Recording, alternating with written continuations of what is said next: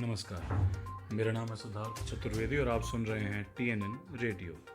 आज के मुख्य समाचार। सबसे पहले सुर्खियां। पिछले 24 घंटे में आए कोरोना के 1490 नए मामले सामने, 56 लोगों की हुई मौत। गृह मंत्रालय ने दिए निर्देश, सैलून और रेस्टोरेंट खोलने की अभी इजाजत नहीं। योगी सरकार ने लगाई 16 लाख से अधिक सरकारी कर्मियों के साथ शिक्षकों के DA और पेंशनर्स के DR में इजाफे पर रोक। पूर्व प्रधानमंत्री मनमोहन सिंह ने केंद्रीय कर्मचारियों के अतिरिक्त महंगाई भत्ते रोके जाने का किया विरोध। WHO ने कहा, कोरोना संक्रमित शख्स एक बार ठीक होने के बाद दोबारा संक्रमित भी हो सकता है। अब खबरें विस्तार से।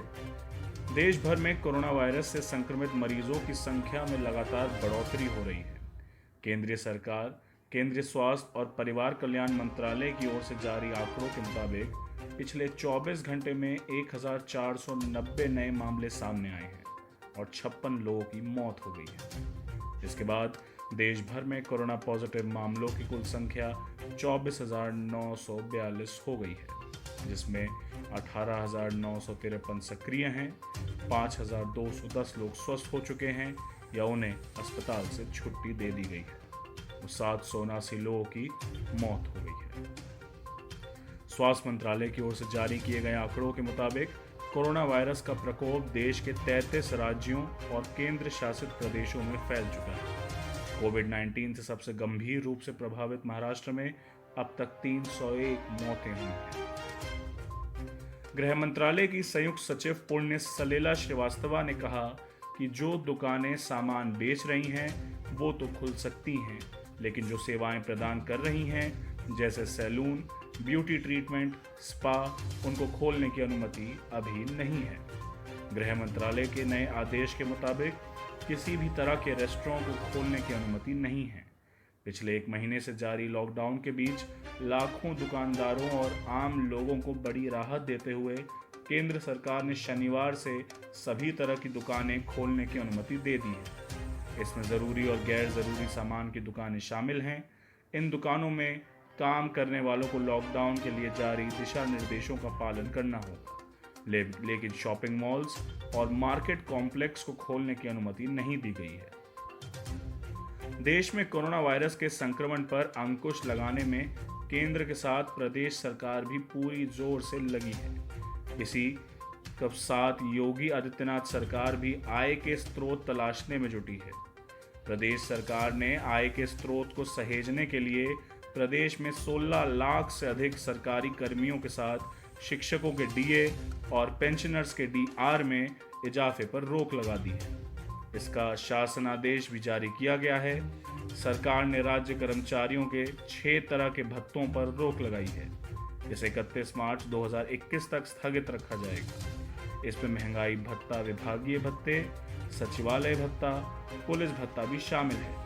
इसका 16 लाख कर्मचारी व 11.82 लाख पेंशनर पर इसका असर पड़ेगा। पूर्व प्रधानमंत्री मनमोहन सिंह समेत कुछ कांग्रेस नेताओं ने आज केंद्रीय कर्मचारियों के अतिरिक्त महंगाई भत्ते रोके जाने का विरोध किया। मनमोहन सिंह ने कहा, इस मुश्किल दौर में सरकारी कर्मचारियों और सैनिकों की परेशानियां बढ़ाई जा रही हैं, ये गलत है। राहुल गांधी और पूर्व वित्त मंत्री P चिदम्बरम ने भी सरकार के फैसलों पर सवाल उठाए। दोनों नेताओं ने कहा कि सरकार को पैसा बचाने के लिए सबसे पहले बुलेट ट्रेन जैसी योजनाओं को टालना चाहिए था।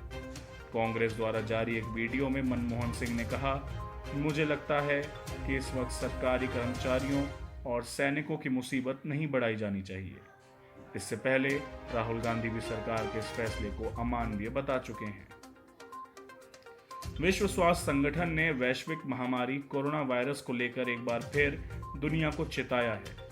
WHO ने कहा है कि कोविड-19 से बचने के लिए इससे संक्रमित मरीजों और अन्य मामलों का पता लगा लेना और इलाज करा लेना ही काफ़ी नहीं है, क्योंकि यह ठीक हुए शख्स को दोबारा संक्रमित कर सकता है। इसके साथ ही WHO ने भविष्य में इम्यूनिटी पासपोर्ट जारी किए जाने के विचार को भी खारिज किया है। संस्था ने यह भी कहा कि अभी तक ऐसा कोई सबूत नहीं मिला है कि जो लोग कोविड-19 से संक्रमित होने के बाद इलाज दिए जाने पर ठीक हुए हैं और उनके शरीर में वायरस से लड़ने के लिए पर्याप्त मात्रा में एंटीबॉडी मौजूद है।